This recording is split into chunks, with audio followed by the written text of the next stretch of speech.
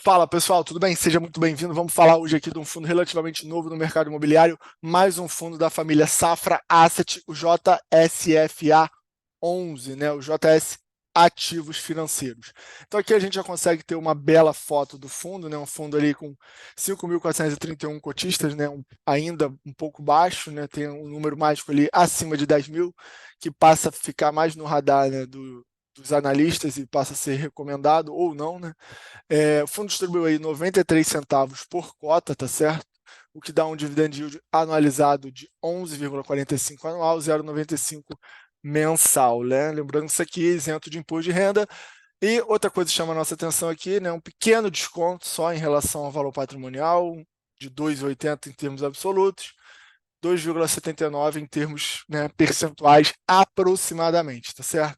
Então tá aqui mais comentários aqui sobre o gestor. Antes, vamos passar. O fundo está com um formador de mercado, né? Provavelmente para dar um suporte ali na liquidez, né? Contratou a XP.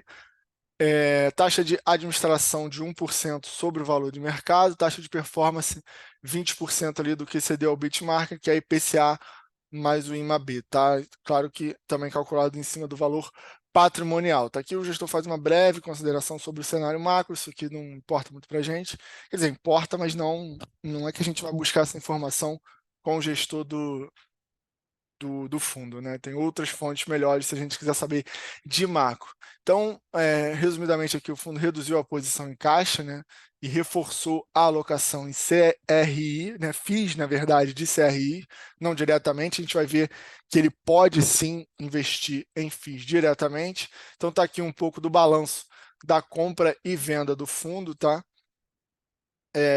O gestor traz aqui também, né, o JSAF 11 apresentou uma forte valorização, né, esse mês no mercado secundário, né, um retorno de 6,9 e um retorno consolidado, né, de 24 no ano, né, de 2023, de 24,4%, tá, equivalente ali a 375% do CDI líquido de IR, tá. Em relação, né, a elevação da reserva dos rendimentos nos resultados a serem distribuídos, o gestor, né, com esse resultado, ele garante que vai distribuir pelo menos 93 centavos por cota até o final do ano, né? É um belo rendimento e um comprometimento ali ousado. A gente vai ver o quanto esse gestor tem de reserva. Então vamos passar aqui, ó. Você vê que o fundo, né, esse mês ele deu um resultado de 1,04 por cota e distribuiu 93 centavos, né? Então isso é bom que se mantenha sempre assim, né? Os resultados maiores do que a distribuição, a gente vê em alguns fundos que tem acontecido justamente ao contrário, né? Então o gestor fica com uma gordura aí para cumprir o guidance que ele mesmo deu, né? O resultado acumulado de 91 centavos por cota, né? Bastante gordura para queimar aí, pelo menos até o final do ano.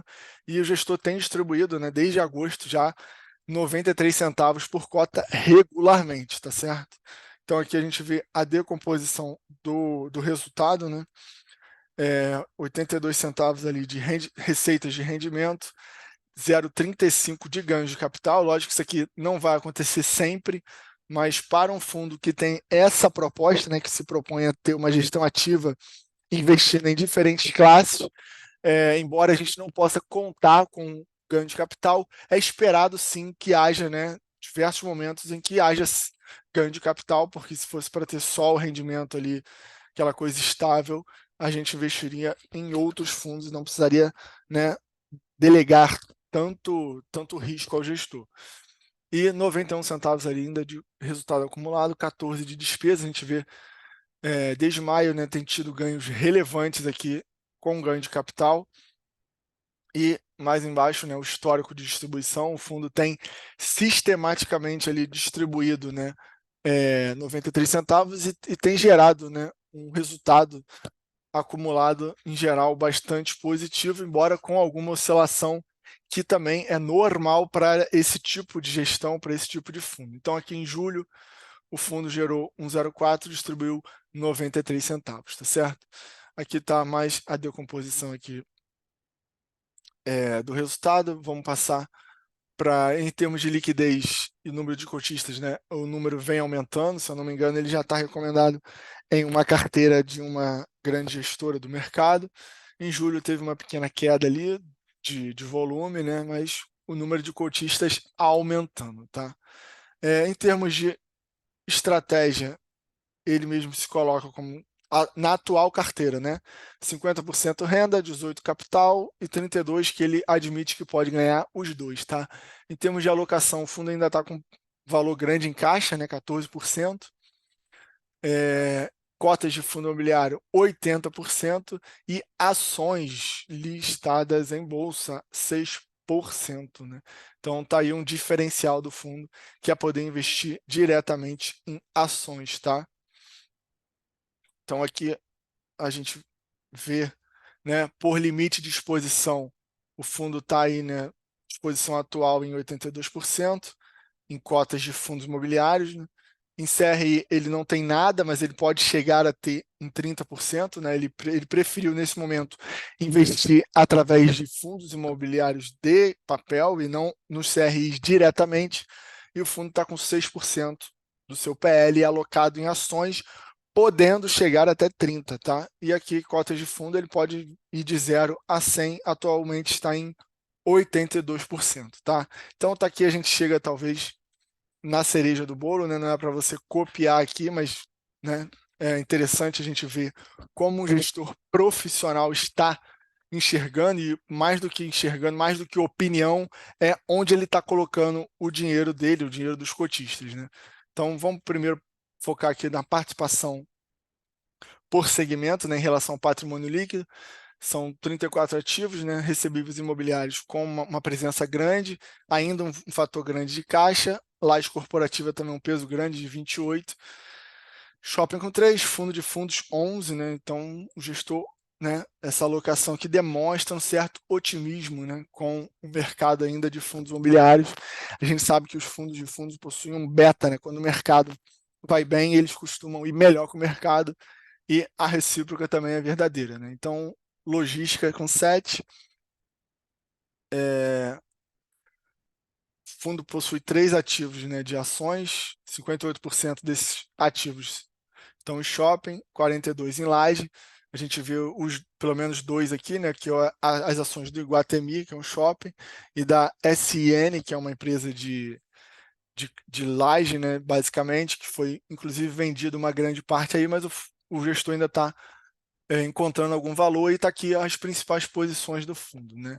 O JSRE, que diga-se de passagem, pertence à própria casa, né? Isso aqui é uma coisa extremamente comum nos FOFs e nos multi-estratégias, que é o caso que a gente está falando aqui, é o gestor ter participação em ativos que são da própria gestora, tá? Isso acontece em praticamente todos, eu nunca vi um que não tenha.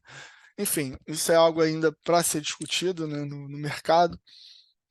De fato, o mercado talvez ainda não seja tão amplo para ser suficiente para proibir esse tipo de coisa, mas por enquanto é isso que acontece. Então, o JSRE com a maior posição, né, e vários outros fundos aqui de papel, né, que é a maior alocação dele, mas tem participação relevante também no HGPO, no CIDIL, né, que é um fundo de logística, enfim, está aqui a lista. Deixa aqui nos comentários se você tem, se você não tem esses fundos, né, se você está investindo de forma parecida com o gestor ou não. E a gente chegou ao fim, primeira vez que a gente está trazendo aqui esse fundo para o canal. Não deixe de se inscrever no canal, deixar um like, compartilhar com os amigos. Grande abraço!